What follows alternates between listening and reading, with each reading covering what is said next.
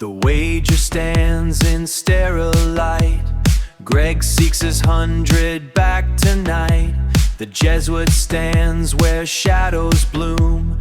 Sundown Blackmore fills the room. A fracture in the garden wall. Before the soul, or just a moral stain, or carbon seeking life from pain.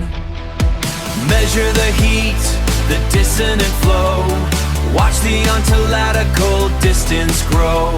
Sin is a brand, a blueprint of fear, to keep the metapalical engine here. Sundown biological absurdity, to the biological absurdity. Check the math of Eve's design, an immaculate preemptive line. If Mary was the perfect ship, why did patient zero slip?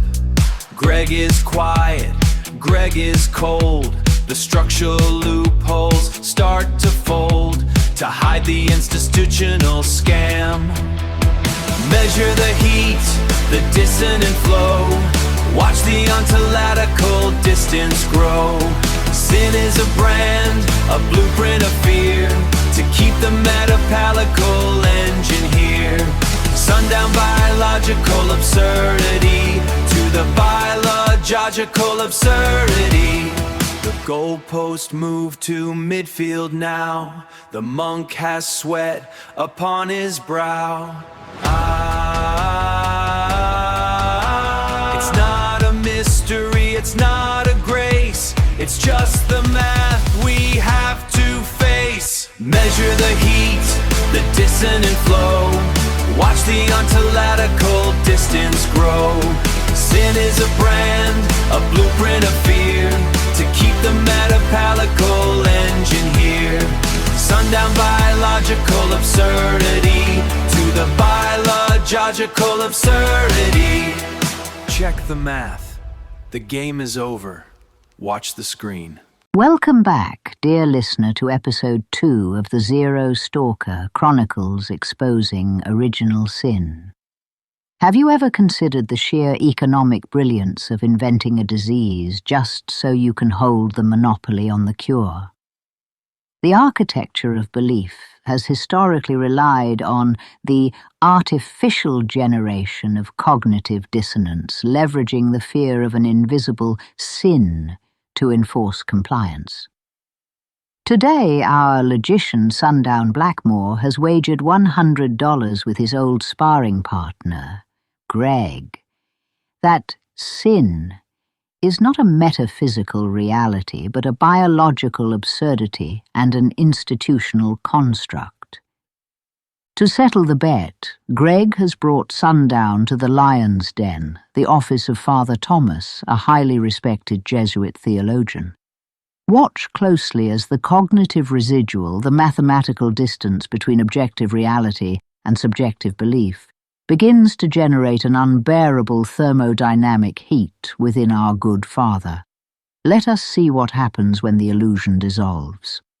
So, Father, Sundown here actually thinks the concept of sin is completely fake. I told him he's out of his depth. I bet him $100 that you can prove him wrong. Well, Greg, theology isn't usually a betting sport. But Sundown, sin isn't a fairy tale. It is the fundamental fracture in human nature. It is our rebellion against God's order, an objective reality that separates us from the divine.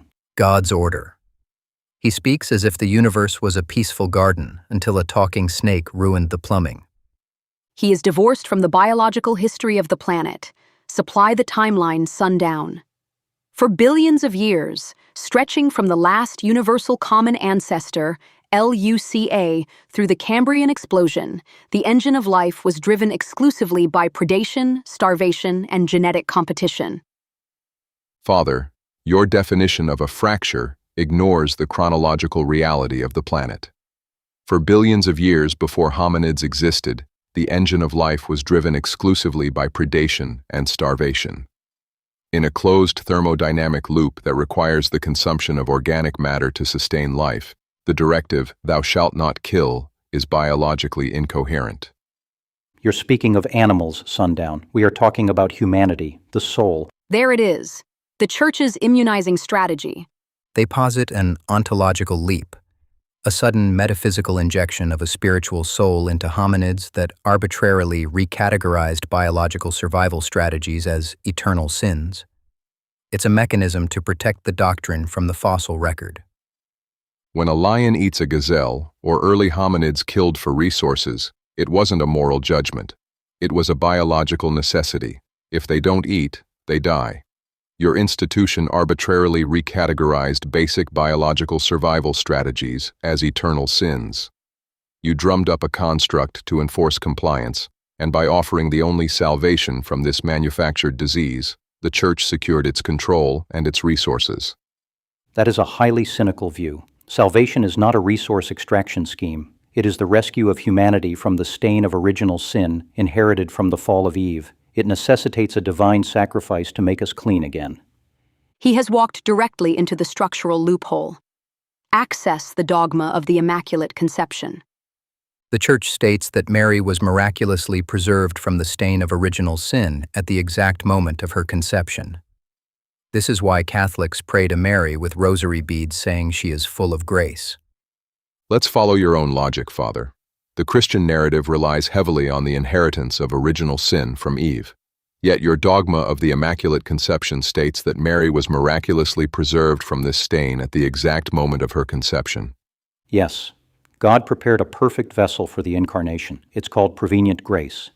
If God possessed the mechanical ability to proactively block the transmission of original sin for Mary by going back in time to her inception, he possessed the ability to do it for everyone. Wait, what are you talking about? Why didn't God inoculate patient zero? The Triomni God has infinite intelligence and infinite power and infinite lovingness. He could have simply fixed Eve. If God vaccinated Eve instead of Mary, wouldn't that make the entire salvation narrative, the crucifixion, the suffering, the Church's entire authority, completely moot? The Lord works in ways we cannot always fathom. It was necessary for the glory of the new Adam. The choice not to fix patient zero transforms the entirety of human suffering into a manufactured, arbitrary drama. It violates the foundational principle of epistemic parsimony. You're defending a paradox. It isn't divine mystery, Father. It's an institutional defense mechanism designed to keep the population terrified of a biological reality, ensuring they keep coming back to your altars for the cure. They then need the rosary beads, and the Eucharist, which is wine or grape juice claimed to be the blood of Christ, and the bread wafers claimed to be his body. I spent my life fighting the friction, the cognitive dissonance. To relieve it, I altered my views on it. Whenever the history didn't match the text, I just shifted the goalposts, redefined the words. Father, what are you saying? Just tell him he's wrong. Tell him about the fall. Adam and Eve disobeyed God. Cain killed Abel. The line of sin is clear. He isn't wrong, Greg. If you can block the disease in the daughter, you can certainly block it in the mother, the suffering, the guilt we put on people for just existing. It is manufactured. Sundown has left me nowhere to retreat. The goalposts have been shrunk to midfield. There's nowhere to hide. The game is over. Why didn't God use prevenient grace on Eve? I cannot answer that, Greg. To answer it is to show it is a facade. And there it is, the collapse of an immunizing strategy. When an institution manages contradictory evidence by mandating specific, rigid claims that contradict empirical reality, it generates acute cognitive dissonance. Father Thomas finally stopped burning metabolic energy to erase reality. He accepted that morality is not a decree from the void, it is the mathematical optimization of societal empathy. Sin is not a metaphysical stain, it is a brilliant, terrifyingly effective business model. But once you see the math, the illusion dissolves. If God immunizes Eve, then original sin is stopped before it even begins. No second Adam is needed. If all that is true, the blood sacrifice is shown just to be a grisly shock mascot in that poor lamb. Good day to you all.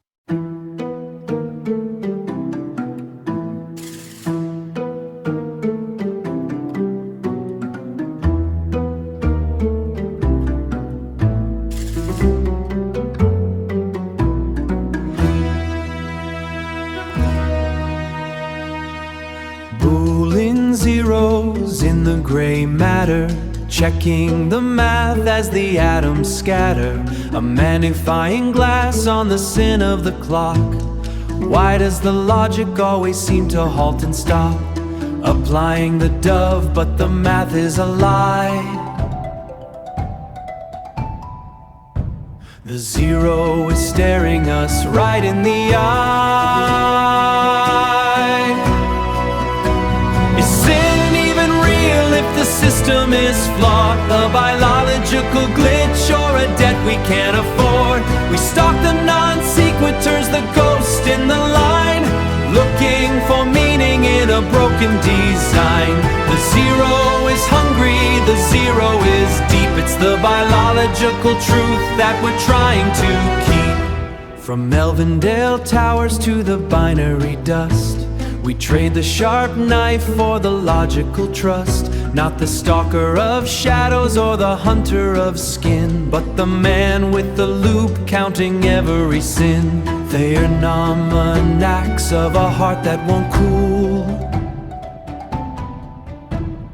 breaking the laws of the rational school.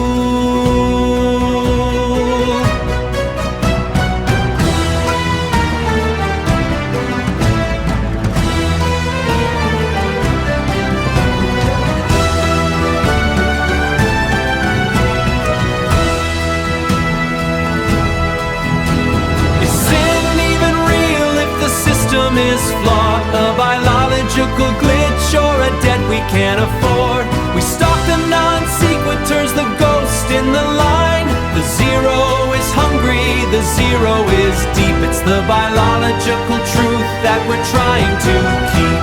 Zero, zero.